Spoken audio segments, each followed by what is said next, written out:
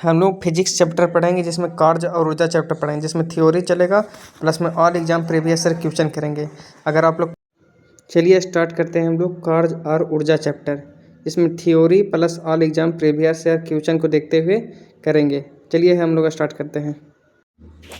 कार्य बल तथा विस्थापन के अदिश गुणनफल को कार्य कहते हैं। इसका सूत्र होता है कार्य बराबर बल गुणे विस्थापन। कार्य को परिभाषित करने के लिए सूत्र W बराबर एफ एस कोस थीटा का उपयोग किया जाता है, जहां W बराबर किया गया कार्य, F बराबर लगाया गया बल, S बराबर बल की दिशा में हुआ विस्थापन तथा थीटा बराबर बल और विस्थापन के बीच का कोण। चलिए आगे देखते हैं। कार्य या ऊर्जा की SI इकाई क्या होती है? तो कार्य या ऊर्जा की SI इकाई जूल होती है। कार्य बराबर फॉर्मूला होता है बल गुणे विस्थापन। बल का SI मात्रक न्यूटन होता है, विस्थापन का SI मात्रक मीटर होता है। न्यूटन मीटर को ही जूल बोला जाता है।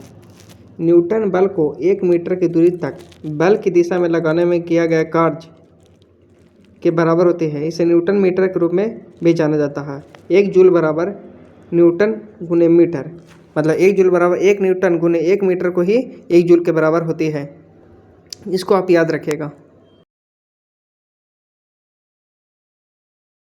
चलिए आगे देखते हैं। कार्य का ऐसा मात्रक क्या चाहिए होता है? तो जूल होता है। न्यूटन बराबर न्यूटन मीटर को ही जूल कहते हैं। कार्य का बीमा क्या चाहिए होता है? ml² t-2। कार्य का CGS मात्रक अर्घ होता है। 1 जूल बराबर 10 के पावर 7 अर्घ होता है।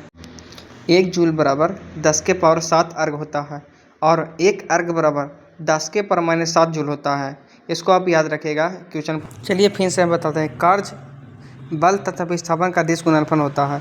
W बराबर एफ एस कोस थीटा। देखिए यहाँ कोण के जरिए बताया गया, आप समझ लीजिएगा। F और नीचे S विस्थापन। कार्य का SI मात्रक न्यूटन मीटर होता है और न्यूटन मीटर को ही जूल बोलते हैं।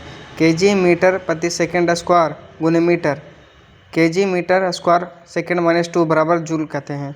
कार्य का CGS मात्रा होता है ग्राम सेंटीमीटर स्क्वायर सेकंड -2 को अर्घ कहते हैं। 1 जूल बराबर 10 के पावर 7 अर्घ होता है। 1 अर्घ बराबर 10 के पावर -7। कार्य का बीमा ml² t-2 होता है। कार्य एक अदिश राशि होता है।